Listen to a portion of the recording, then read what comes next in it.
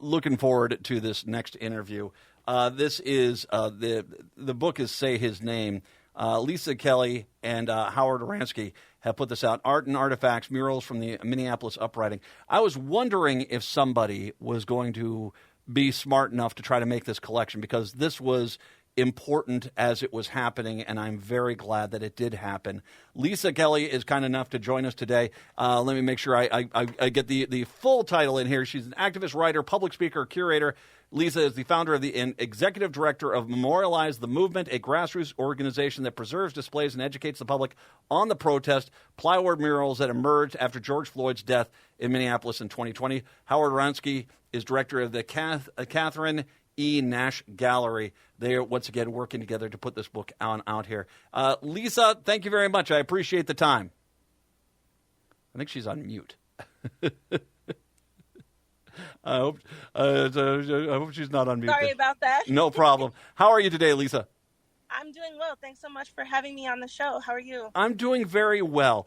I want to start by talking about, well, first of all, let's start talking about your organization here. Why don't you talk about, okay, so we all remember what happened after, when Derek Chauvin murdered George Floyd in the streets of Minneapolis, and the uprising that happened afterwards. And not only do a lot of people focus on the violence perpetrated by many people who came into our city to perpetrate that violence, but one of the things that happened was there was this outpouring of natural art that just happened in this city. As people boarded up buildings, people decided to paint them and say, let's take a moment here, and there's an explosion. Talk about your organization, Memorialize the Movement, and how it got started.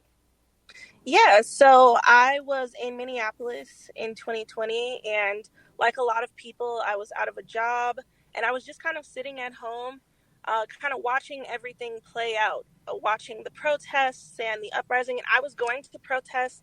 I was participating in mutual aid efforts, and I just really felt hopeless for a good chunk of May and into June. But the murals really spoke to me, and they really gave me hope, and they made me feel like I wasn't alone, and they helped me name emotions that I couldn't really express myself. And so when they began to come down in the spring and summer, as businesses began to open back up, it really just meant a lot to me that somebody preserved them. But we didn't really have the infrastructure in Minneapolis or St. Paul for a Black institution to preserve this art or to care for it in the way that it has been with MTM. And so I just kind of decided that I would do it. If no one else was going to do it, then I would do it. And if an organization came along and was like, hey, we're a Black organization that does art preservation, or we're a Black museum or something like that, then I told myself that I would happily turn the murals over to them. But nothing has really come along. No organizations have come along with a capacity to store, preserve, and activate the art. And so after collecting so many murals in 2020, it became apparent that if I wanted the art to continue to be accessible to the community and to be preserved properly, then I would have to do it myself. And so I founded Memorialize the Movement. So let's talk about that, because it was interesting. I was working with the Hennepin History Museum at that point, and we were talking about, there are things that need to be preserved here. This is history as it's happening. And, you have to get on out there. Talk about that process for you, because I think there was a lot of people that swooped in to try to pick these things up and take them for personal art, personal property. How did you start getting and saying, can I take the plywood off your doors? I will take it. I want to preserve this as for history's sake. How did that go? Yeah, so it actually started with a flyer.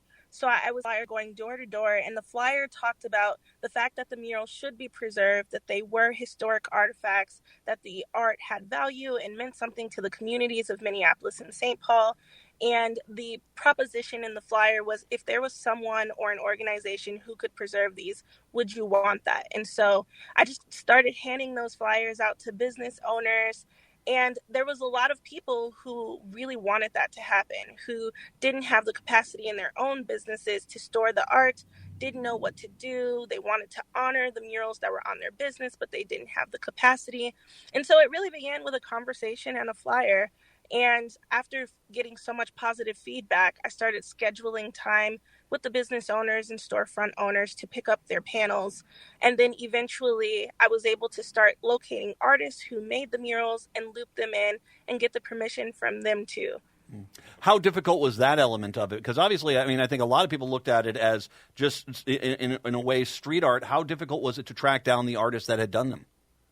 It's really difficult. Okay. I imagine it was. I'm glad you said that. Yes, because, artists in general can be very elusive, but with the murals in particular, there are different categories of artists. And so there are self-identified artists, people who would consider themselves a professional artist. They make art for a living. And a lot of those people would have signed their murals. And so contacting them and finding them has been fairly easy. But then you have people who made art for art's sake and not for credit. And so if you look through the catalog, you'll see that there are a lot of people who either chose to remain anonymous or who were unidentified because they didn't sign their piece or leave us any indication of who they are. And then you have graffiti writers, and graffiti writers would have used their tag instead of their real name. Mm-hmm. So tracking them down has been a challenge as well. And then you have this really special category of community murals. And these murals would have just been made by regular people who lived in that neighborhood, who saw an opportunity to express themselves on this piece of plywood. And we'll never know who those people are because there's so many of them, So you get all of these, and I mean, and once again, you're putting out the book. The reason we're talking to you is Say His Name, the book, Art and Architecture Murals from the Minneapolis Uprising. So there comes a point, it sounds like initially your whole plan was, let's find a space, let's find an art gallery, someplace we can put these up and people can see them. And eventually, you as you kind of already alluded to, it's easier said than done there. Mm-hmm. I know there are some museums out there, but I mean, it sounds like once again you wanted to make sure that the black community was represented here, that it was someone that was dealing specifically with black artists and artists of color, and not just some regular museum that didn't necessarily have a direct focus on that. Exactly. A lot of museums, and it's understandable, but a lot of museums have a colonial history of taking things that don't necessarily belong to them and then putting it behind glass, coating it in all kinds of plastics and chemicals, and then telling the story from a white perspective in what they want it to be. So look at so many artists and art of indigenous artifacts and indigenous history that is in museums, and now they're going back and working with those indigenous tribes and communities to retell that story or reframe the art or even redistribute it back to those communities because it was stolen. They were stolen items. And because of that context, I didn't think that the murals made sense in a traditional museum. I thought it was really important that they be preserved in alignment with Black culture and tradition, and they be activated and the story be retold in alignment with the actual uprising and what happened. It's not a pretty story. Mm-hmm. And I said this in 2020. It's a really ugly story. It's a really heartbreaking, tragic story, and it should be told as such. But there's also things that have come out of that, like the ways in which Black and Brown communities have come together to show resilience and solidarity with one another, the way that we've been able to build from this tragedy and create amazing organizations like Memorialize the Movement, and all of that deserves to be credited to the Black community who was most impacted by this uprising in the first place. It does surprise me, though, that there wasn't some options there, in the sense being is I've gone to some of the art communes out in the co-ops that we have in the northeast part of town, and there are quite a few African-American artists that are up there, and there's spaces there that could be there. And you clearly have done your job. You have been working nonstop here on this. Is it just one of those things where there's nothing of size and magnitude that could carry this display, but as well, it's hard to find people that would be willing to go on out there and the space to be out there to be able to put this up? I think it's a combination of things. When I was doing my research in 2020, what I found was that there are a lot of Black arts organizations and institutions here. There's even the Minnesota African American Heritage Museum and Gallery, which is Minnesota's first Black-owned museum. But the problem is capacity in a lot of those cases. Yeah. They didn't have or don't have enough space for our collection. And this collection so far is over 1,000 panels. Our storage space is over 350. So, sorry, no. 3,500 square feet. It's a really big space, and housing the murals is no easy feat. It takes dozens of people to come together just to organize these. The building of the structures to properly store them took weeks. The building of the structures to display them takes weeks, and storing those is a whole nother thing because they won't fit in our space along with the murals. And so I think a lot of people didn't have the capacity. But also, I think everything, it's an ecosystem, and a lot of the arts organizations that are out focus on different aspects of like Black artistry or POC art and culture. And I don't think anyone had the infrastructure at the time to focus on collecting and preserving murals of this size and magnitude. I'm going to be remiss. I'm presuming you do take donations, and so I want to, because obviously what you're doing is very important here. I want to encourage, and we'll get to the book here in a second, but Memorialize the Movement. You do have a fundraising element, I'm presuming, that obvious, because I can tell you just storing this much stuff, that's not cheap either. And No. I'm sure that you would always be more than happy to have people, if they have a donation they'd like to give to make sure your cause is preserved here until we can eventually get a Black-owned museum in a Black space to where these can be displayed as they should be. I imagine a donation would be helpful, correct? Yes, absolutely. Anything helps. One of the things that you can do to help out would just be to purchase the catalog. A portion of the proceeds from that goes back to Memorialize the Movement. A percentage of the revenue goes back to us. Otherwise, come to our events and purchase our merch. But we also do have a donation page on our website with Give Him In, so it's tax deductible. And donations are always, always welcome. So then let's get to the book here, because once again, Say His Name, Art and Architecture Murals from the Minneapolis Uprising. So it comes to a point, obviously, there's a practicality issue about getting the pieces out. So you do what I think is an absolutely outstanding idea, and you put as what you have on paper and make a book out of it so people can see exactly and remember exactly what happened in 2020. Yes. Art and Artifact is really special to us at MTM because we have been trying to photograph and properly archive the murals all 4 years that we have been doing this. And it's been a real struggle because, like I said, the murals are massive. And just being able to photograph them and properly capture everything that goes into the mural, from the texture of the plywood to any warping to all of the smaller messages that you don't see inside of like a really elaborate mural, things that people may have written in small print on pen or Sharpie that kind of are like hidden within the larger text or the larger images. Yeah. You don't really get to see all of that unless you have a really great camera. And so working with Easton, the professional photographer that we worked with, was really incredible. And we just wanted to show people what we had. We wanted to make it accessible to people. We wanted people to be able to live with and see the murals the way that we do. And so being able to publish this catalog was just really, really important to us. And we're actually working. So this catalog, Art and Artifact, is a sample of 100 of the murals in our stewardship. We have over 1,000. And so now we are working on a larger catalog, which will be well over 1,000 pages. You come when you get that out here. You come back. We'll talk about this because you're going to obviously need more donations for the stars of this place. Because what I'll say is this is a well done. I just remember. I mean, I looking through the catalog, and it does bring back a lot of memories because it was a sign of shame that this got to where it got to, that the Black community had been saying for years, this is going on. We saw the dead Black people. This was going on, and it took basically a video of George Floyd being murdered in the street by 4 police officers for people to say, oh my God, this is going on.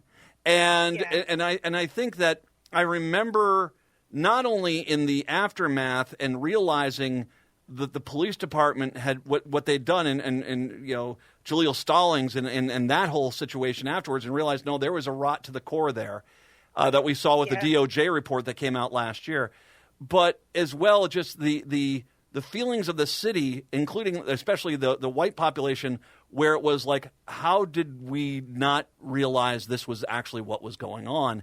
And I think that these murals were a way for there to be that outreach to the white community that's saying, this is, you can't just ignore a problem and think it's going to go away. Yep. Yeah, I definitely agree with that. And that's one of the reasons why, for me, collecting and preserving and activating the murals is so important. Like, people ask, like, what is the goal? And the goal is to make sure that people don't forget. The murals were such a strikingly visual way to, like, shove this in people's faces and say, look what's happening. Look how we feel about it. Say his name. Justice for George. Prosecute the police. These really strong messages that you couldn't ignore because they were everywhere you drove in the Twin Cities during 2020. And seeing that and realizing that that's part of the reason that he did get prosecuted, why he did get sentenced, and why he's currently in prison is because you couldn't drive anywhere without seeing that the community, the people who lived here, who worked here, who go to school here, they wanted that. They wanted that justice. They needed that in order to, kind of be at peace. And so being able to, like, keep the murals alive and publish this catalog and have open exhibits 4 years later really means a lot to me. And as we've been watching people interact with the book and the exhibit that's up, we can tell that it means a lot to our community as well, being able to still see this and remind them that this is still something that's going on and it shouldn't be forgotten. Well, and exactly that. You just once reality smacks everyone in the face like a 2x4, the natural reaction of some people is to ignore it, and these murals did not allow people to ignore it, and I think that was a key. Really quickly, and I don't want to necessarily speak for him, but talk about getting Howard Oransky involved in this. Yeah, so it's actually funny. Howard got me involved. Okay, all right. So Howard is the gallery director at the Katherine E. Nash Gallery at the U of M, and we both shared an intern. So Amira McLendon, who is also in the book, and she helped curate the book and the exhibit that's currently up at the Nash.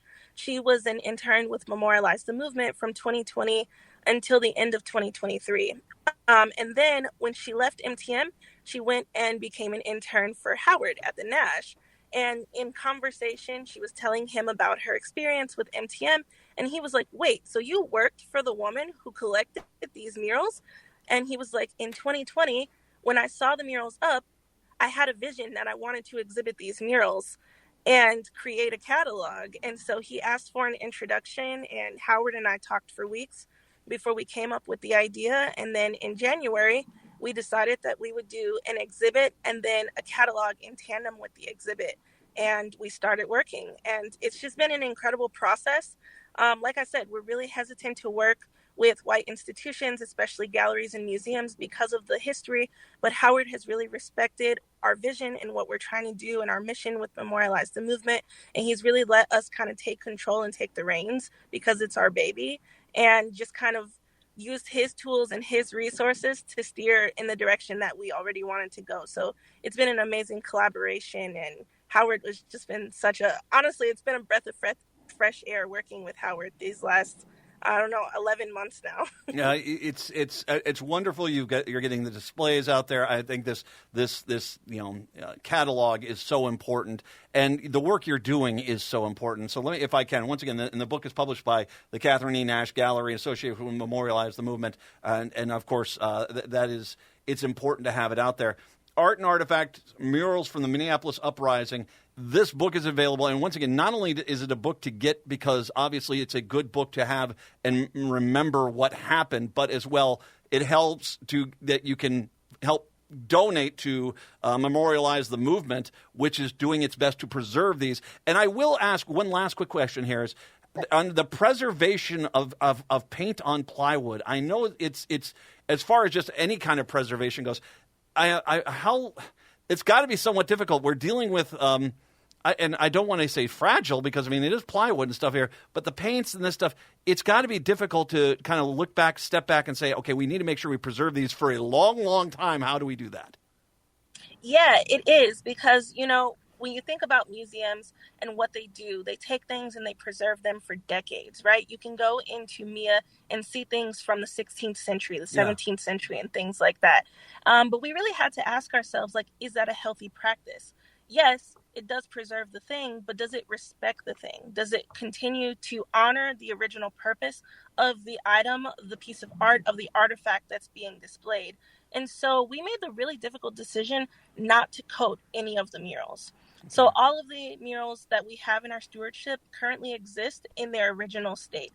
We've only made minor alterations or changes. And so if a mural came to us covered in mold, then we've cleaned the mold off of it.